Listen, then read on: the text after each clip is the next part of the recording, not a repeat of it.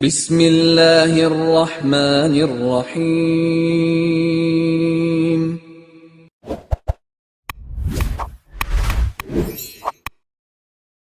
السلام علیکم ورحمۃ اللہ وبرکاتہ۔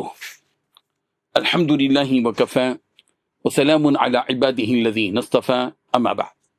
حاضرین و ناظرین، یہ درس حدیث نمبر 415 ہے اور آج کا عنوان ہے تکیے پر ٹیک لگانا تکبر کی علامت نہیں ہے۔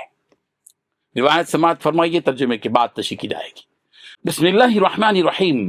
عن جابر بن سمرة رضی اللہ عنہ قال رأيت النبي صلی اللہ علیہ وسلم متكئا على وسادة، قال ابو عيسى لم يذكر وكيع على يساره، وهكذا روى غير واحد عن اسرائيل نحو رواية وكيع، ولا نعلم احدا روى فيه على يساره الا ما رواه اسحاق بن منصور عن اسرائيل، رواه الترمذي۔ ترجمہ یوں ہے، حضرت جابر بن سمرہ رضی اللہ عنہ سے روایت ہے، کہتے ہیں کہ میں نے رسول اللہ صلی اللہ علیہ وسلم کو ایک تکیے پر ٹیک لگائے ہوئے دیکھا۔ امام ابو عیسیٰ ترمذی رحمۃ اللہ علیہ فرماتے ہیں کہ اس روایت میں وکیع نے علی یساری ہی کا لفظ ذکر نہیں کیا، صرف اتنا کہا کہ پیارے پیغمبر صلی اللہ علیہ وسلم کو ایک تکیے پر ٹیک لگائے ہوئے دیکھا، اس میں بائیں جانب دائیں جانب کا کوئی تذکرہ نہیں۔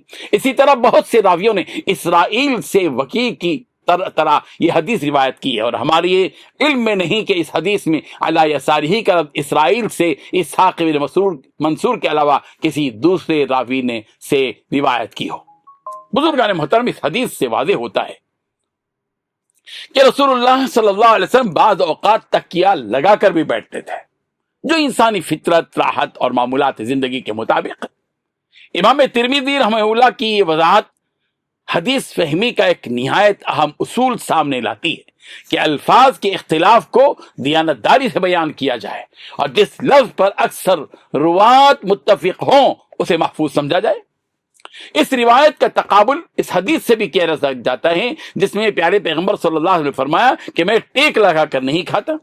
ان دونوں میں کوئی تعارض نہیں، کیونکہ وہاں ممانعت کھانے کے خاص انداز سے متعلق ہے جو تکبر یا شاہانہ طرز پر دلالت کرتا ہے، جبکہ یہاں محض بیٹھنے یا آرام کے لیے تکیے پر ٹیک لگانا یہ کوئی ممنوع یا کوئی بری بات نہیں ہے۔ اس سے معلوم یہ ہوا کہ ٹیک لگانا بذات خود ممنوع نہیں ہے، بلکہ ناپسندیدگی اس وقت میں ہے جب وہ تکبر، غفلت اور خلاف ادب کیفیت کے ساتھ ہو۔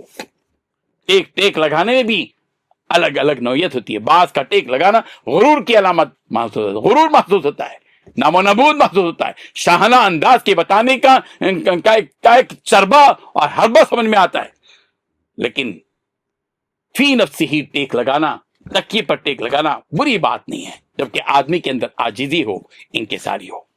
رب ذوالجلال ہم سب کو پیارے پیغمبر صلی اللہ علیہ وسلم کی سنتوں کو سمجھ کر عمل کرنے کی توفیق عطا فرمائے، آمین۔ وآخر دعوانا ان الحمد للہ رب العالمین۔